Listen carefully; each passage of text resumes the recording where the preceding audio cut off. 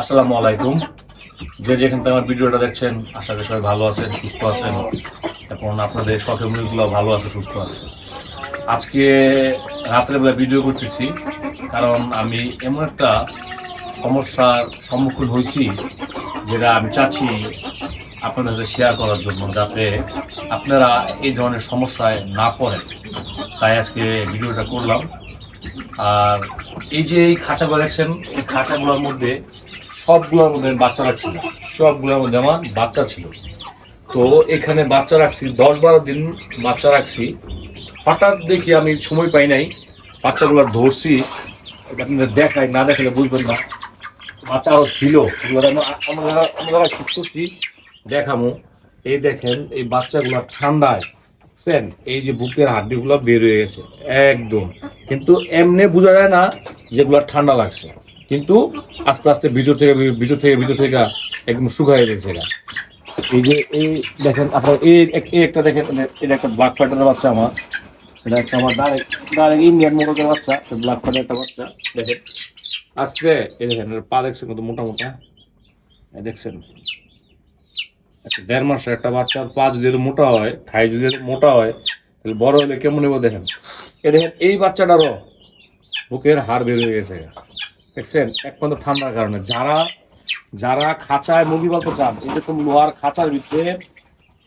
খাঁচার ভিতরে যারা মুরগি পালতে চান, তারা এই শীতে অন্তত লোহার খাঁচা রাখেন না, আর যদিও রাখেন নিচে ছালা দিয়ে দিয়েন, নাহলে আপনাদের বাচ্চার যতই ট্রিটমেন্ট করেন আর যত ওষুধই খাওয়ান, সেগুলো কখনো সুস্থ হবো না। আর আমার এগুলো দেখেন কি সুন্দর সুস্থ হয়েছে, যেগুলো আমার খাঁচার ভিতরে রাখছি। ভিতর থেকে দেখাও, এই দেখেন এগুলো আমার খাঁচার ভিতরে রাখছি। এই দেখেন এগুলো বালি দিয়ে রাখছি, এগুলো সব টিমের বালি দেওয়া আছে, এগুলো সব সুস্থ আছে আল্লাহর রহমত। এই একটা এই দেখেন এই যে এগুলা যা আছে, এগুলা আমার মোটামুটি সবগুলো সুস্থ আছে, এগুলা কোনো সমস্যা নাই।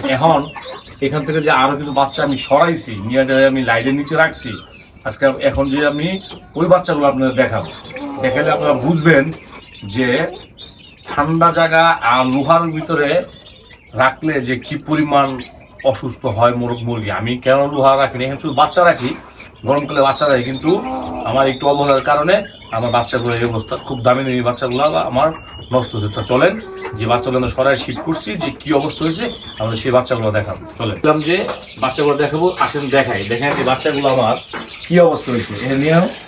দেখেন এখানে আমি 100 ওয়াটের লাইট দিয়ে রাখছি, 100 ওয়াটের লাইট দিয়ে রাখছি। দেখেন আমার বাচ্চাগুলা কি অবস্থা হয়েছে, এগুলা সবটি দেখেন, শরীরটা একটু গরম হয়েছে দেখা যায়। এই দেখেন বাচ্চাগুলো দেখছেন, আমার ব্ল্যাক ফাইটারের বাচ্চা, এগুলো হচ্ছে আমার ব্ল্যাক ফাইটারের বাচ্চা, দেখছেন এগুলো খাতা দেখছেন। এটা আজকে রাতে বাঁচে কি না সন্দেহ, এই জন্য দূরে যাও, এই জন্য চিন্তা করলাম যে আপনারা একটু দেখাই, যাতে আপনারা শিখতে পারেন। কারণ আমাদের নষ্ট হবে, আমরা ভুগবো, অসুস্থ হবে, তারপর এখান থেকে আপনারা শিখতে পারবেন। দেখেন আমি এই লাইটের নিচে দিয়ে রাখছি, ও অসুস্থ ছিল, সাথে যেটা ছিল ও অসুস্থ ছিল, ও একটু দাঁড়াইতে পারতেছে, আর ও একটু দাঁড়াইতে পারতেছে না। এই দেখেন খাবার খাইছে, খাবার সব বমি করছে, লাইটের নিচে দিয়ে রাখছে। আশা করি বাঁচবে না, মরবে, আগারি না।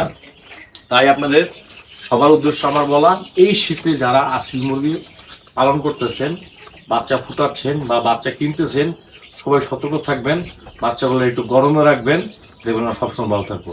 আপনাদের আমি আরো দেখাই, এই যেখানে আমি বাচ্চা রাখছি, এই বাচ্চাগুলো আমার ছোট বাচ্চা, দেখছেন। এই বাচ্চাগুলো আমি সব বাল্বের নিচে দিয়ে রাখছি, এগুলো সব আমার ছোট বাচ্চা, দেখেন খাচ্ছে, ঘুমাচ্ছে, এগুলো সব ছোট বাচ্চা আমার। তো এই যে এখন যারা আমার এই ভিডিওটা দেখবেন, কারণ কেউ শিখতে পারবেন। আজকে এই পর্যন্তই, যে যেখানে থাকবেন ভালো থাকবেন, সুস্থ থাকবেন। আর এই ভিডিওটার নিচে আমি আমার হোয়াটসঅ্যাপ নাম্বার দিয়ে রাখবো, আপনাদের যে কোনো সমস্যায়, যে কোনো প্রয়োজনে আমাকে ফোন দিবেন, আমি আমার অভিজ্ঞতা থেকে চেষ্টা করব সমস্যাগুলোকে সমাধান করার জন্য। তো সবাই ভালো থাকেন, সুস্থ থাকেন, আল্লাহ হাফেজ।